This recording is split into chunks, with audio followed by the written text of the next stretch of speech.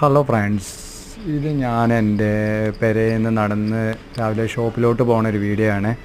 പറഞ്ഞു കഴിഞ്ഞാൽ ഏകദേശം 1 കിലോമീറ്ററോളം എനിക്ക് നടന്ന് വന്ന് ബസ് കയറാനുണ്ട്, നല്ല ഷോപ്പിലെത്തുള്ളേ. അപ്പോൾ ഇത് നമ്മുടെ വീടിൻ്റെ അവിടുത്തെ ഭാഗങ്ങളാണ്. 2 സൈഡും തോട്ടാട്ടോ, റബ്ബർ തോട്ടാണ്. അതിൻ്റെ നടുക്കൂടെ റോട്ടിലൂടെയാണ് ഞാൻ നടന്നു തന്നെ. ഏകദേശം 1 കിലോമീറ്ററോളം നടക്കാനുണ്ട് കേട്ടോ ഗൈസ്.